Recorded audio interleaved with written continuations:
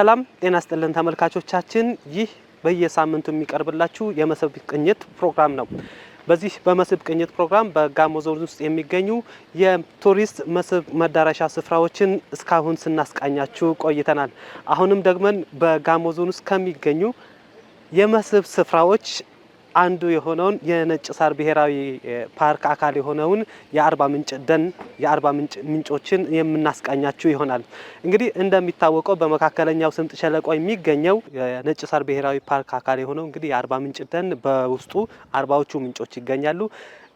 አርባዎቹ ምንጮች ለቱሪስት መዳረሻነት እንዲያገለግሉ ከዚህ በፊት ስንጠቀም የነበረው ከአንድ አቅጣጫ ብቻ ነው። ያም ነጭ ሳር ብሔራዊ ፓርክ ጽሕፈት ቤት አካባቢ ነው የምንጠቀመውና አሁን ላይ ግን በተለያዩ አቅጣጫዎች ፓርኩን መጎብኘት መዳሰስ እንችላለንና እስቲ ዛሬ እንደ አዲስ ፓርኩን ተደራሽ የሚያስደርገንን በጋሞ ልማት ማህበር የተከናወነውን ተግባር ዛሬ ላይ እናስቃኛችኋለን። ከፕሮግራማችን ጋር መልካም ጊዜ መልካም ቆይታ ተመኘን።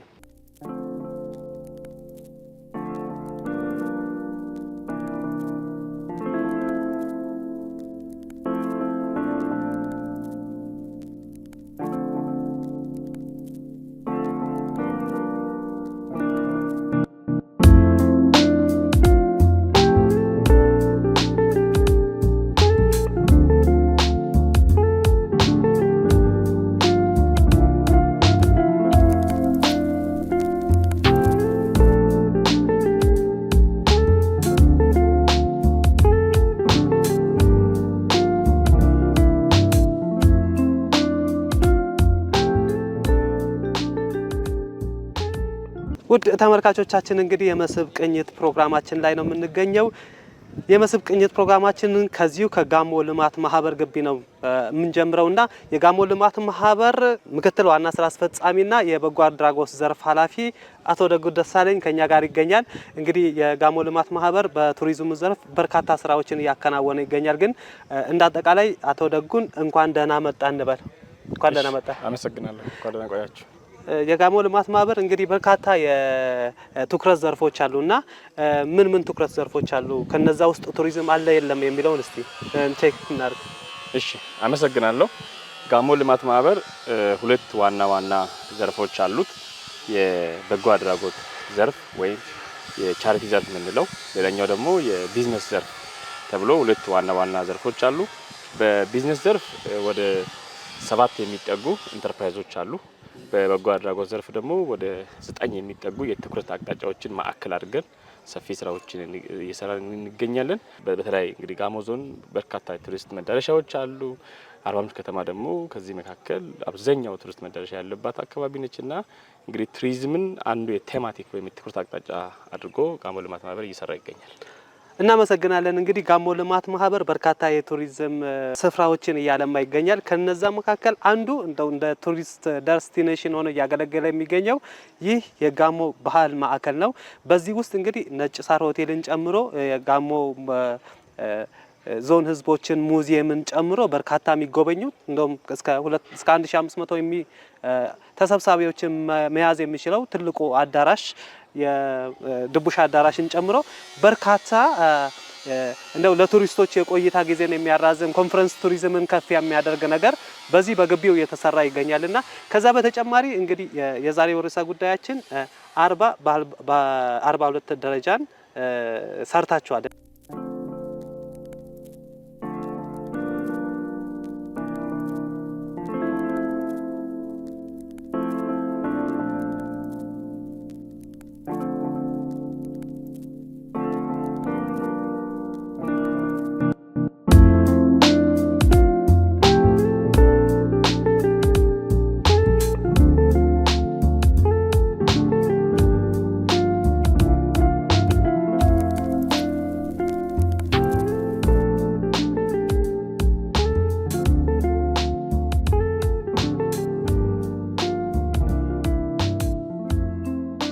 የጋሞ ዞን በተለይ አርባ ምንጭ ከተማ እንግዲህ እንደ ሀገርም እንደ ዓለምም እንግዲህ የትኩረት አቅጣጫ መሆኗ የሚታወቅ ነው።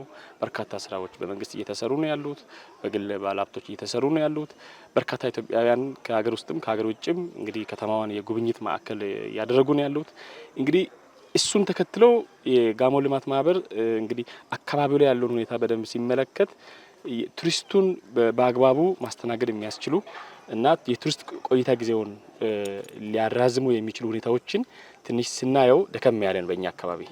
እሱን መነሻ በማድረግ የነባር የቱሪስት መዳረሻ ስፍራዎችን መለየት፣ ለምሳሌ የአርባ ምንጭ ከተማ ስያሜ ያገኘበት የአርባ ምንጮቹ ስፍራ እንግዲህ ነባር የቱሪስት መዳረሻ ነው፣ ግን በአግባቡ በበቂ ሁኔታ ቱሪስቶችን ሊያስተናግድ የሚችል ሁኔታ አለ ወይ የሚለውን ነገር መለየትና ከሚመለከታቸው አካላት ጋር ሆኖ ያንን ቦታ ይበልጥ ምቹ ማድረግ እና ሌላው ደግሞ ምንድነው ወደዛ ቱሪስት መዳረሻ ስፍራ የሚወስዱ ሩት ወይም መንገድ ሁኔታዎች ምን ይመስላሉ?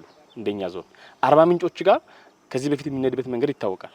ስለዚህ አዳዲስ የቱሪስት እንግዲህ ቱሪስቶች የሚሄዱባቸው ሁኔታዎችና ስፍራዎችን ማዘጋጀት፣ በሌላ በኩል እንግዲህ ከዚህኛው ከ40-42 ደረጃ በነገራችን ላይ 40-42 ደረጃ ነው የሚባለው የመንገዱ ስያሜ 40-42 ደረጃ 40 በ40 አይደለም 40-42 ደረጃ ኦኬ 40 በ42 ሳይሆን 40-42 ደረጃ 40-42 ደረጃ ኦኬ ነው የሚባለው የመንገዱ ስያሜ ነው። እንግዲህ ይሄ ትርጉሙን ወይም ኢምፕሊኬሽኑ እንግዲህ ብዙ ጊዜ ሰው ለምሳሌ ይሄንን ደግሜ የምጠይቀው አሁን እኔንም ጨምሮ ሰው ብዙ ጊዜ ያው በተለምዶ የሚጠራው ነገር ጽኑ ሆኖ ይቀራል። ግን አሁን ከስያሜው አንጽቶ ሰው በደንብ ከተረዳው በደንብ አድርጎም ያስተዋውቃል፣ ለራሱም ወደ ውስጥ ኢንተርናላይዝ አደረጋልና ለዛ ደግመን ብናወራውም ችግር የለውምና ከዚህ በፊት የተባለ በሆነም እስቲ እንግዲህ 40-42 ደረጃ የሚል ስያሜ የተሰጠበት ዋናው ምክንያት እንግዲህ የዞኑን አስተዳደር ጨምሮ በርካታ ትላልቅ የመንግስት ኃላፊዎች ይህንን በተለያዩ ማህበራዊ ሚዲያዎችም ለህዝቡ ይፋ አድርገዋል።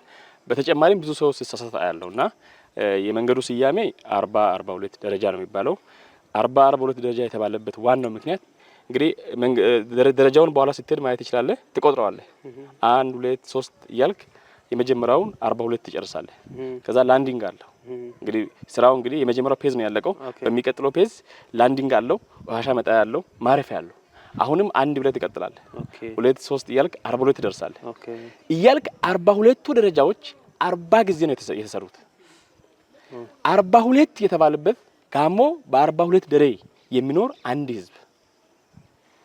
ይሄ መንገድ ወዴት ነው የሚወስደው? የዚችን ከተማ የመናገሻዋን ስያሜ ያገኘንበት ወደ 40 ምንጮቹ አናት ላይ ነው መንገዱ የሚያወጣው። በጣም ደስ የሚል ስለዚህ መንገዱ ስያሜ ያገኘበት ዋናው መነሻ ከዚሁ ነው። 40-42 ደረጃ 40 ሲባዛ 42 1680 ደረጃዎች ተሰርተዋል። ቁመቱ በ1.3 ኪሎ ሜትር ርዝመት ያለው ሲሆን እንግዲህ ከጋሞ ልማት ማህበር ወይም ከጋሞ ምርምርና ኮንፈረንስ ማዕከል ወደ 40 ምንጮቹ ጋር የሚወስድ ከ10 እስከ 20 ደቂቃ የሚፈጅ 1.3 ኪሎ ሜትር ቁመት ያለው መንገድ ነው ማለት ነው። እሺ ደጉን እጅግ በጣም እናመሰግናለን። በጣም በሚገርም መልኩ ነው ያብራራለን። እኛ ተመልካቾቻችን እዚሁ ቆመን እናንተንም እዚሁ ከምናቆማችሁ እስቲ ደረጃውን እየወረድን ሰዎችስ እዛ አካባቢ ላይ ምን አይነት ትሬንድ እየፈጠሩ ነው? ሰው በነገራችን ላይ ይሄ ደረጃ ከተፈጠረ በኋላ ምንጭ የማየት አክሰሱም ሰፋ ብሏልና እኛም እናንተም እየሄድን ብናይ አብረን እንጓዝ። ተመልካቾቻችን ፕሮግራማችን እስኪጠናቀቅ ድረስ ልዩ ገጠመኞችን የሰዎችን የተዝናኖት ባህልን የምንቃኝ ይሆናል።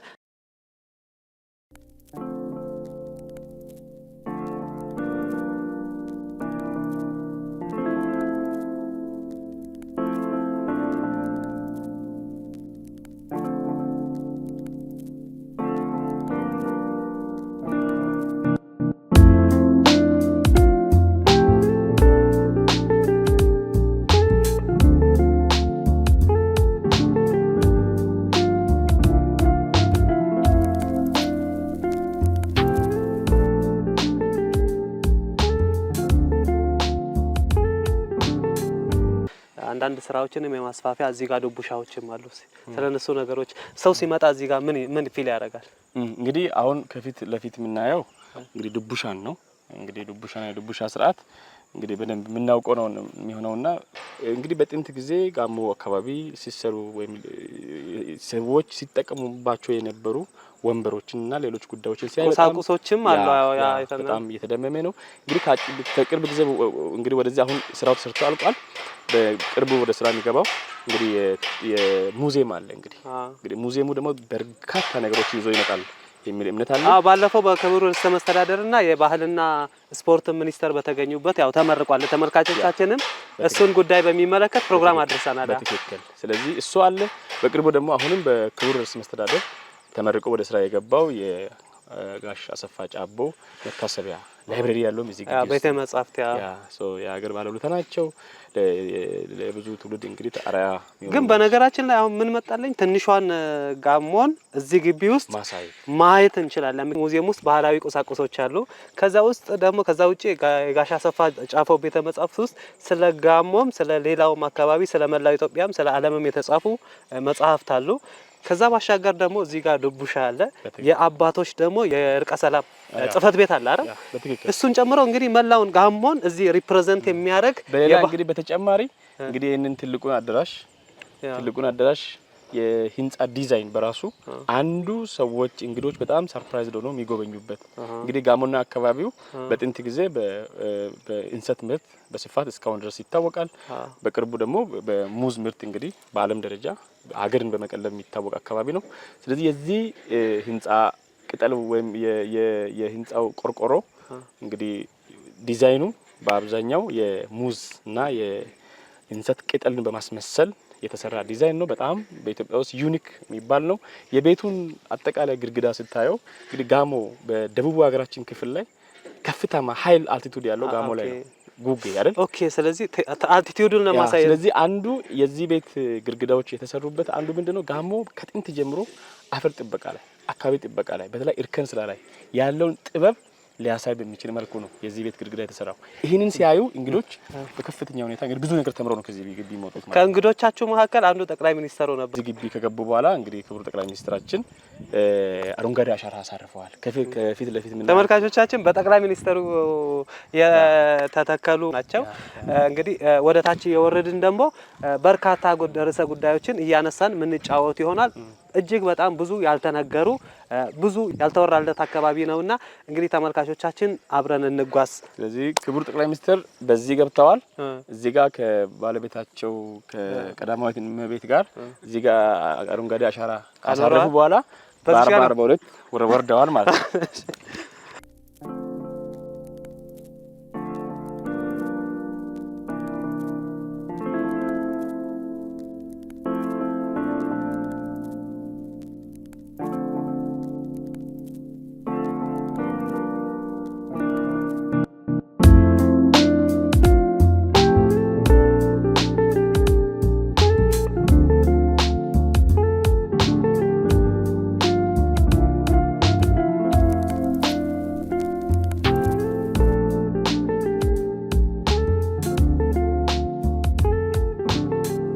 አንድ እሺ 2 3 4 5 6 7 8 9 10 11 12 13 14 15 16 17 18 19 20 21 22 23 24 25 26 27 28 29 30 31 32 33 34 35 36 37 38 39 40 41 42 ስለዚህ የመጀመሪያው 42 ይሄ ነው።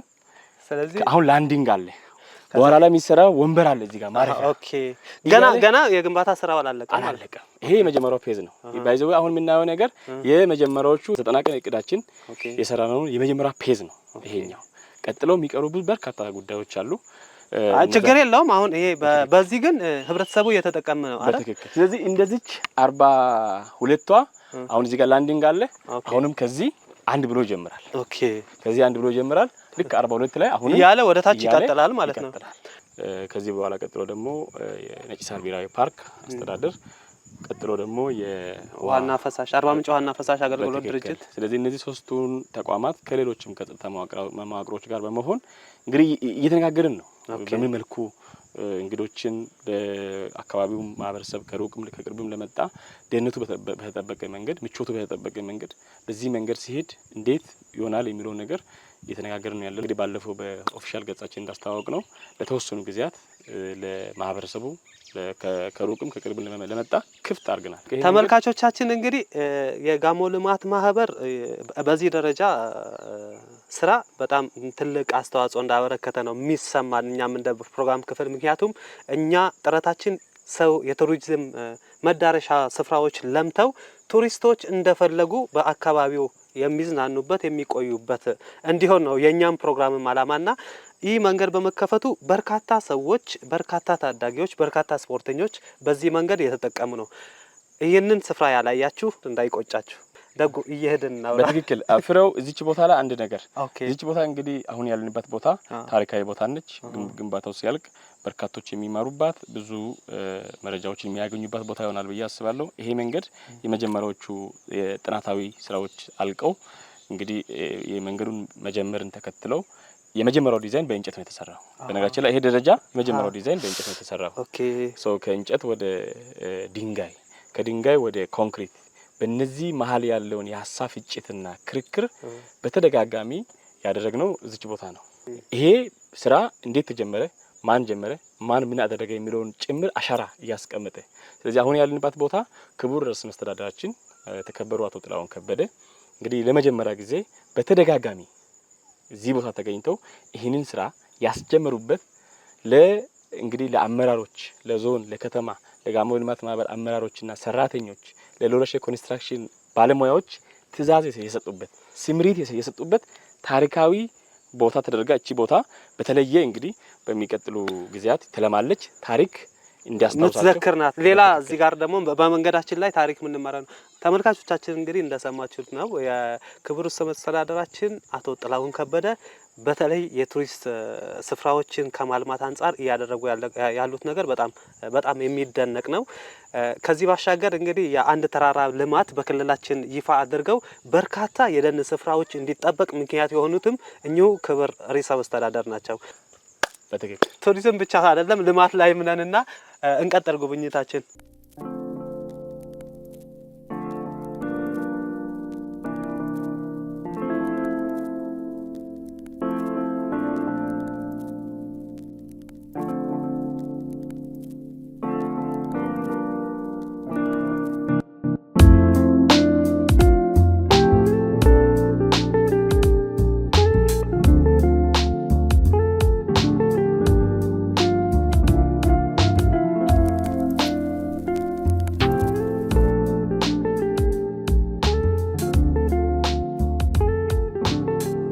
እንኳን ደህና መጣ። እንኳን ደህና ቆያችሁ። እሺ 42 ደረጃ ላይ ነው ያገኘውና እንዴት ልትመጣ ቻልክ? እስቲ ከዛን ጀምር ተዋውቀን። እሺ እውነቱ ባላለው ይሄ ደረጃ መሰራት በነገራችን ላይ ለአርባ ምንጭም ይሁን ሌላውም ለሚመጣ ለእንግዶች በጣም አስፈላጊና ደስ የሚል ነገር ነው። አሁን ለምሳሌ ማታ ላይ እንደዚህ ኤክሰርሳይዝ እናደርጋለን። ያ ደግሞ አንደኛ ለራሳችንም ጥቅም ነው። ስፖርት ምናምን መስራት ትችልበታል። አሁን ታች ደርሰ እዚህ ስትመጣ ምን ያህል ኤክሰርሳይዝ እንደምታደርግ ይሄ ደግሞ ተገቢና ደስ የሚል ነገር ነው። በመሰራቱ በራሱ ለአርባ ምንጭና አካባቢው ህብረተሰብ በጣም ከፍተኛ አስተዋጽኦ ያለው ነገር ነው። አንተ ከዚህ በፊት ወደ አርባዎቹ ምንጮች ሄደህ ታውቃለህ ወይስ ደግሞ ይሄኛው ውስጥ የፈጠረ ልዩነቶችን እስቲ ይሄ ደረጃ ከተሰራም በኋላ ከዛ በፊት? በነገራችን ላይ ይሄ አጋጣሚ በጣም አሪፍ ነው። አንደኛ እዛ ጋር በታችኛው ለመሄድ በጣም ክራውድድ ነው። ይሄ ግን በጣም ኢዚ ነው። በቃ በዚህ ትወርዳለህ፣ ምንጭ ገብተህ አይተህ ጎብኝተህ ትመጣለህ። ያኛው ግን በጣም አስቸጋሪ ነው። ጭቃ ይሆናል፣ ብዙ ነገር አለ። ለመሄድም አነሳሳም የሆነ አነቃቃም። ይሄን የጀመሩና ይሄ እንዲሰራ ያደረጉን አካላት የመንግስት አካላትን ከፍተኛ ምስጋና አቀርባለሁ በግሌ ማለት ነው። ደስ የሚል ነው። እሺ እጅግ በጣም አመሰግናለሁ። እሺ አመሰግናለሁ እኔም ቴንክ ዩ። ውድ ተመልካቾቻችን እንግዲህ አንድ የስፖርተኛ አግኝተናልና እንተዋወቅ። እንኳን ደህና መጣ። እንኳን ደህና ቆያችሁ። እሺ ስምህን ንገረኝና። ስሜ አብስራ እያለ ነው። ያው በቀለ ሞላ እዚሁ አካባቢ ነው። የዚሁ ሰፈር ልጅ ነህ ማለት ነው። እሺ የአብስራ እንግዲህ ይሄ እዚህ ጋር አሁን ይሄ 42 ደረጃ እንግዲህ ተሰርቷልና እዚህ ጋር አሁን ሁሌ ትመጣለህ አንተ? አዎ እንመጣለን። አልፎ አልፎ ያው ስፖርት እየመጣን እየሰራን ያው መንገዱ ይሄ መሰራቱ በጣም ለወጣቱም ሆነ ለተለያየ ሰዎችም መተው እዚህ ጋር እንቅስቃሴ አድርገው እንዲሄዱ ጥሩ ነገር ነው እና ያ በጣም ይሄ መመቻቸቱም ለኛ በጣም አሪፍ ነገር። ስለዚህ ስፖርት አሁን ለምሳሌ ጂም ሄደ ከፍለ ምናምን ነገር ከዚህ በፊት ተሰራ ነበርና ይሄ መከፈቱ ምናምን ላንተ ጥሩ አጋጣሚ ፈጥሮልሃል ማለት እንችላለን። ውድ ተመልካቾቻችን እንግዲህ ለጎብኚዎች ብቻ አይደለም እንደና ያብስራ ያሉ ስፖርተኞች አርባ ምንጭ የስፖርተኞች ምድር ናትና እነሱም እዚህ መተው ኤክሰርሳይዝ እንዲያደርጉ ወይም ትሬኒንግ እንዲያደርጉ አስተዋጽኦ እያበረከተ ነው። ያብስራ እንግዲህ መልካም የስፖርት ጊዜ። እሺ ለእናንተ መልካም ስራ። እሺ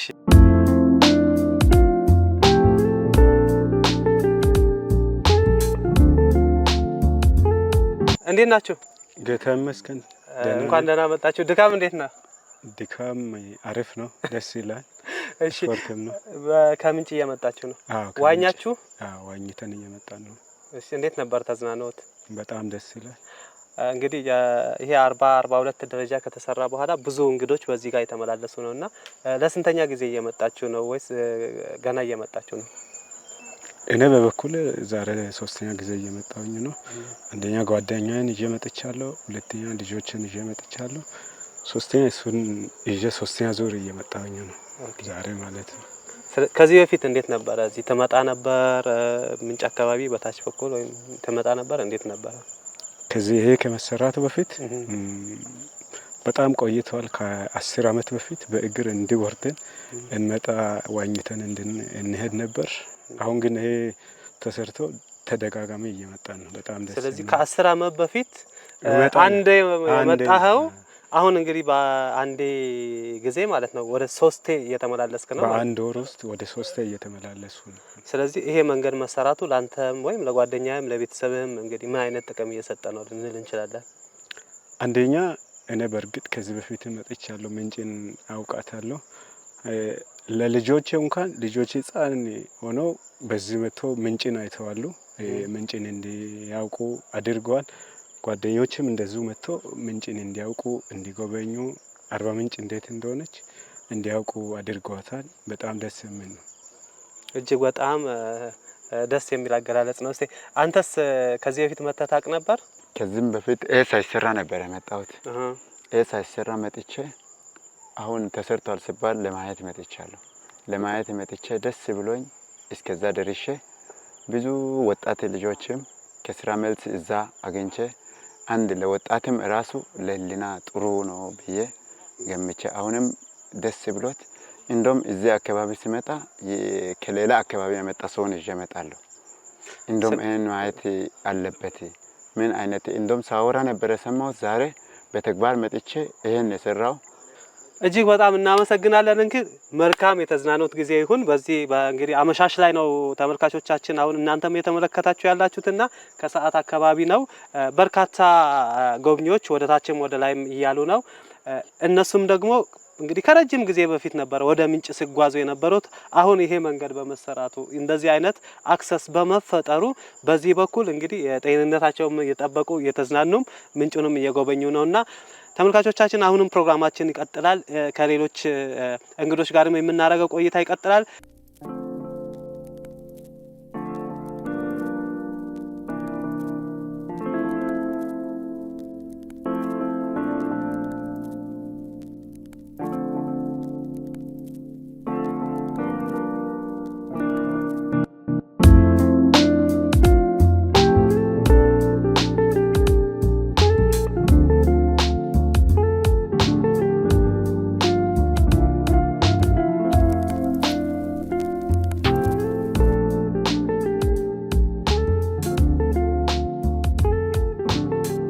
ተመልካቾቻችን እንግዲህ የጋሞ ልማት ማህበር ከሰራቸው ድንቅ ወይም የቱሪስት መዳረሻ ስፍራዎችን ከሚያገናኙ መንገዶች አንዱ 42 አንዱ ነው።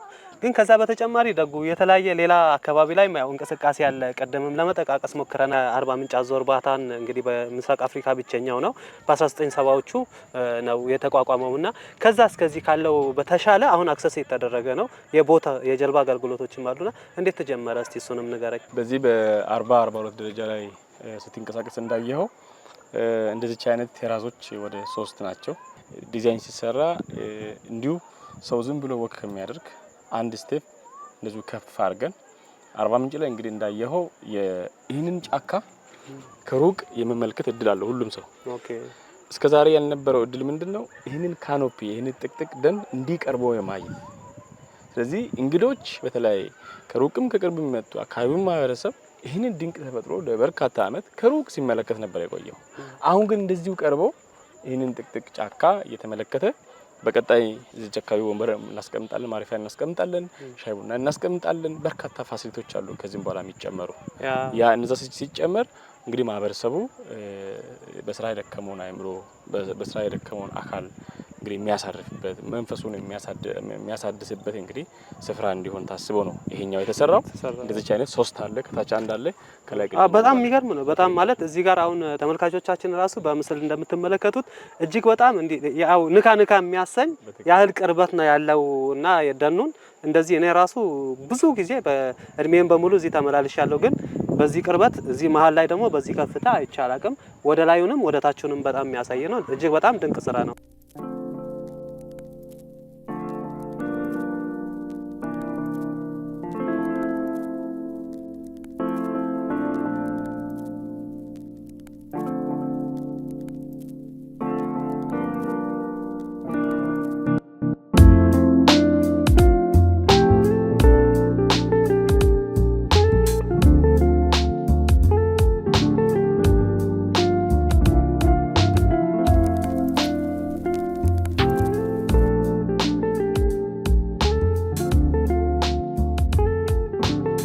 ቱሪስት እዛ የሆነ አካባቢ ላይ ካልቆየ የያዘውን ነገር ይዞ ነው የሚመለሰው። እዛ አካባቢ የቱሪስት ዋና ጠቀሜታው ኢኮኖሚያዊ ነው። ምክንያቱም በዓለም ላይ በጣም ወደ 3ኛው የኢንዱስትሪ ዘርፍ ነው ከፍተኛ ገቢ የሚንቀሳቀስበት ማለት ነውና የቆይታ ዘርፍ ወሳኝ ነው ልንፈልግ ነው። አርባ ምንጭ አዞ ራንች እንግዲህ ለረጅም ጊዜ እንግዲህ የነበረበት ሁኔታ ሁሉም ሰው ያውቃል ብዬ አስባለሁ። አዞዎቹ ጉዳይ ችግር ላይ ነበሩ፣ ሁኔታዎች ጥሩ አልነበሩም። አካባቢው ለጉብኝት ጥሩ አልነበረም፣ ምቹ አልነበረም። በተጨማሪም ደግሞ የእንግዶች ለረጅም ጊዜ ጥናት ስናደርግ ከ10 እስከ 20 ደቂቃ ነው አንድ እንግዳ እዛ አካባቢ ቆይታው ማለት ነው።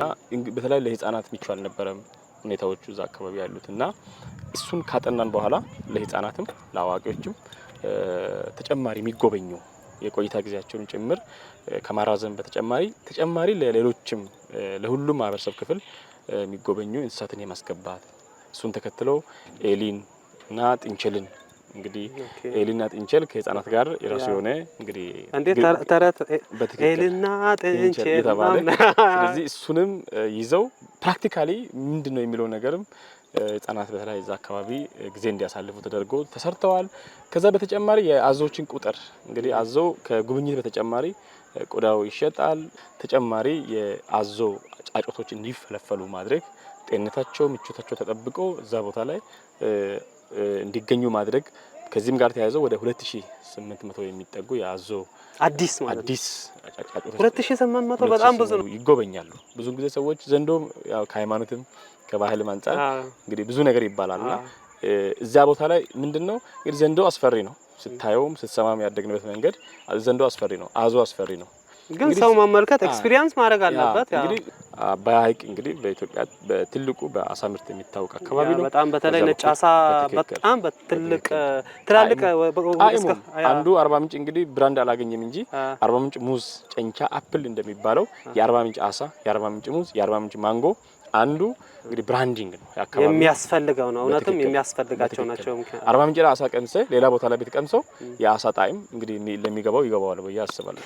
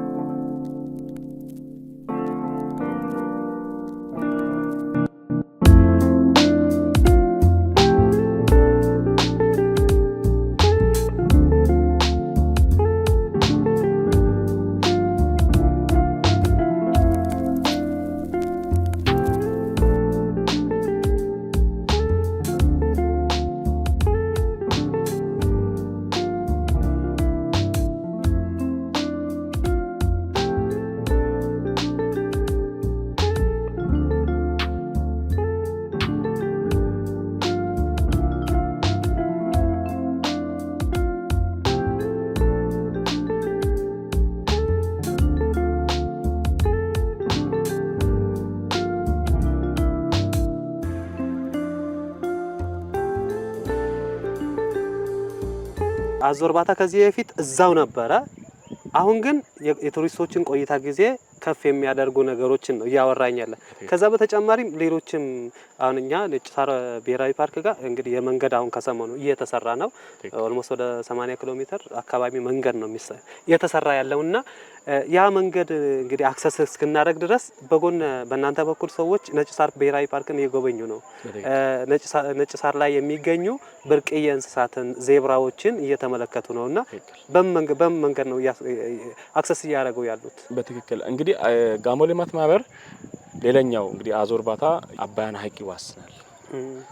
ከዛ ውጪ ደግሞ እንግዲህ ላለፉት እንግዲህ በርካታ ዓመታት ታሪክን ስንሰማ አባያ ሐይቅ ላይ ከዛሬ 30 ዓመት በፊት የጀልባ በተለይ የዘመናዊ መርከብ አገልግሎት እንደነበረ ያ ትሬድ ሩት ራሱ እስከ ዲላ እንደነበር በታሪክ የአርባ ምንጭ ነሽ የምትባል ትልቅ መርከብ እንደነበረች ታሪክ ይነግራል። እሱን ተከትሎ ጋሞ ህዝብ ዋጋ ከፍሏል። በተለይ አካባቢው ላይ የነበረው የቱሪዝም ብቻ ሳይሆን በሰዓቱ የነበረው የኢኮኖሚያዊ እንቅስቃሴ በሙሉ እንዲገደብና የማህበራዊ ትስስር ሁሉ እንዲቋረጥ የራሱ መነሻ ሆኖ በትክክል ከዛ ቁጭት በመነሳት ይሄኛውን አጋጣሚ በመጠቀም አባያ ሐይቅ ላይ የዘመናዊ ጀልባ አገልግሎት ለመስጠት ጋሞ ልማት ማህበር አቅዶ ለረጅም ጊዜ ሲሰራ ቆይቶ የ30 ሰው መጫን የሚችል ዘመናዊ የባይራ 2018 የተሰኘ አዲስ ጀልባ በአዲሱ ዓመት እንግዲህ አባያ ሐይቅ ላይ ሰርቪስ መስጠት አስጀምሯል ማለት ነው። ባይራ 2018 የተሰኘውን ጀልባ ካስገባን ጊዜ ጀምሮ ከፍተኛ የሆነ ሪኩዌስት እና ጥያቄዎች ነበሩ። በተለይ ጀልባውን መምጣት ተከትሎ የአርባ ምንጭን ሌላኛዋን ገጽታ የአባያን ሐይቅ ዳርቻ ላይ ምን ነበር ያለው፣ በመሃሉ የነበሩ ደሴቶች ስንት ናቸው፣ ስማቸውስ ምን ኢኮኖሚያዊና የቱሪዝም አገልግሎት መስጠት ይችላሉ፣ በርካታ ጉዳዮች ውስጥ ነው የገባ ነው። የመስህብ ቅኝት ፕሮግራም ተከታታዮች እንግዲህ ደንበኞቻችን ናቸው። ከኛ ጋር ሁሉንም የጋሞ አካባቢን እየጎበኙ እዚህ አርባ ምንጭንም እየጎበኙ ነው ያለውና ለምን አባያ ሐይቅን አታስጎበኝልን? በዚህ አጋጣሚ በነገራችን ላይ አርባ ምንጭ በተለይ አባያ ሐይቅ ስናነሳ ሁልጊዜ ሁሉም ሰው ማወቅ ያለበት አባያ ሐይቅ በውስጡ ከ11 በላይ ደሴቶች እንዳሉ፣ እነዚህ በተለይ የመጀመሪያው አካባቢ ያለችው ደሴት ሞጬ ደሴት ትባላለች። እንዴት ሞጬ ተባለ፣ ለምን ተባለ የሚለውን ነገር ታሪክ እየጠየቅን ነበረ። አካባቢው ጋር እኛም ስንደርስ ሞቃታማ ጊዜ ላይ አካባቢው ግን ይቀዘቅዛል። ቀዝቃዛ ስሜት ብርድ የሚል ስሜት ስላለው ሰዎች ሞጬ ብለው ስያሜ እንደሰጡ ከዛ በኋላ ጋዳሻራ፣ ዙዛ፣ ጋስቱማ እየተባሉ በርካታ ደሴቶች እንዳሉና ከወደዚህኛው የአባያ ሐይቅ ወገብ አካባቢ ደግሞ የግዲቾ ደሴት እንግዲህ በቅርቡ ጋሞ ቴሌቪዥን እዛ አካባቢ እንደነበረ መረጃው አለኝ። የግዲቾ ደሴት እንግዲህ እነዚህ በሙሉ የቱሪስት መስህቦች ናቸው። ስለዚህ በጋሞ ዞን ውስጥ የሚገኙ የቱሪስት አዲስ መዳረሻ ስፍራዎችን ኤክስፕሎር እያደረጋቸው ነው ማለት እንችላለን። በትክክል በተለይ ፑራ አካባቢ፣ ፓራጎስ አካባቢ ከላይ ከዶርዜ ከጨንቻ ስንመጣ ከዶኔ ሆነን ስናየው በርካታ ደሴቶች አንድ ቦታ ተደርድረው እናያለን። እነዛ ደሴቶች ጋር ጠጋ ስትለው ምን ስሜት ይፈጥራል የሚለው ነገርና ተጨማሪ ካምፕ ሳይቶች ለቱሪስቶች ከመኪና ድምጽ፣ ከሰው ድምጽ፣ ከተለያዩ አላስፈላጊ ድምጾች እንግዶች ከእንደዚህ አይነት ስፍራ የመጡ ያ የሚረብሻቸው እንግዶች ጸጥ ባለ ቦታ ላይ ማረፍ እንግዲህ ይህንን የመሰለ ንፋስ እዛ ቦታ ላይ ብቻቸው የውሃ ድምጽ ብቻ እየሰሙ ማረፍ ይፈልጋሉ። በተጨማሪ ደግሞ በውሃ ተከቦ መኖር ምን ይመስላል?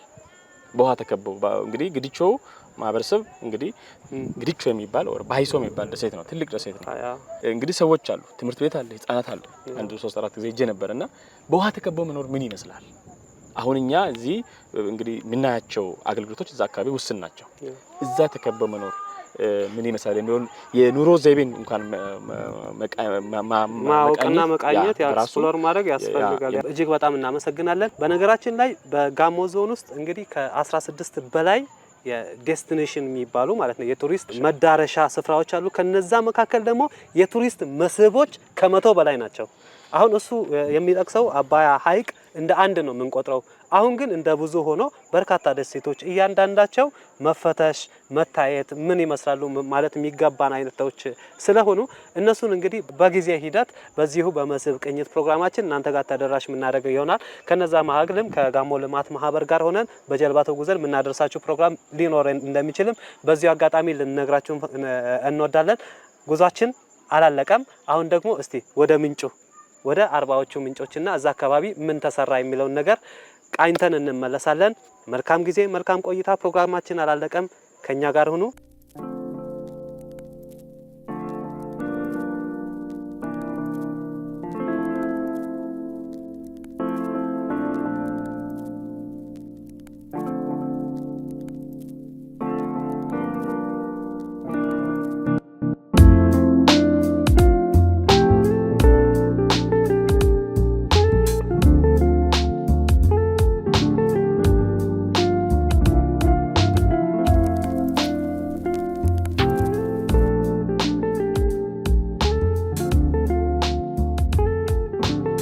ተመልካቾቻችን አሁን ደግሞ ከሌላ አካባቢ የመጡ እንግዶችን እዚህ አግኝተናልና እንኳን ደህና መጣችሁ። እንኳን ደህና ቆያችሁ።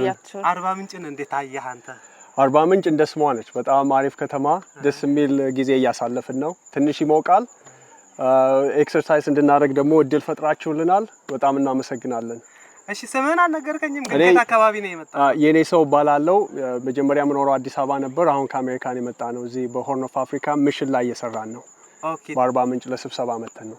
ስለዚህ ይሄ አሁን እዚህ ጋር የተፈጠረው የሃይኪንግ አክሰስ ለምሳሌ በመኪና ሄድ ገብተህ ምንጭን ከምታይ አሁን እዚህ ጋር የተፈጠረው ላንተ ምን አይነት ስሜት ሰጠ?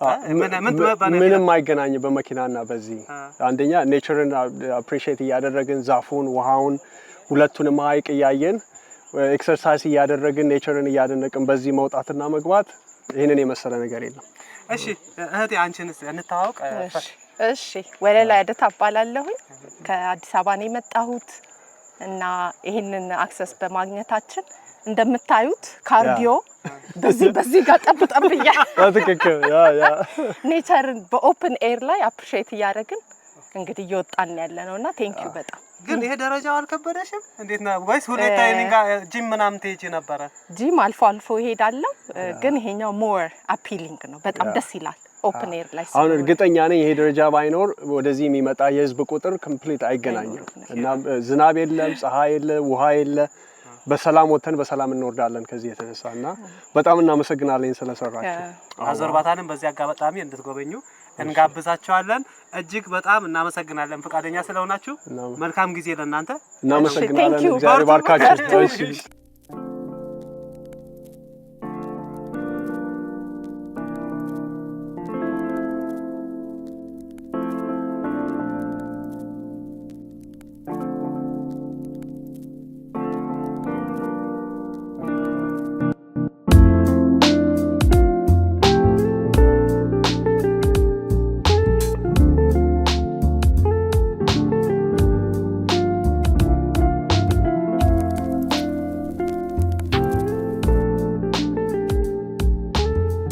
ተመልካቾቻችን እንግዲህ አሁን ከተለያዩ እንግዶች ጋርም ከደጉ ጋርም ከጎብኚዎች ጋርም የተለያዩ ቆይታዎችን እያደረግን እዚህ ጋር ደርሰናል። አሁን የምንገኘው የ42 መጨረሻ ደረጃዎች ላይ ነው የምንገኘው። ከዚህ ቀጥሎ እንግዲህ የአርባዎቹ ምንጮችን ነው ምን ጎበኛቸው ማለት ነው። ተመልካቾቻችን እንግዲህ እዚህ ጋር ደርሰናል። አሁን እዛ ማረፊያ አካባቢ ላይ ሄደን የተወሰነ ቆይታ እናደርጋለን። የሰዎችን ምንጭ አካባቢ ያለውን ተዝናኖትም እንቃኛለን። መልካም ጊዜ፣ መልካም ቆይታ። እየመሸብንም ስለሆነ ፈጠን ብለን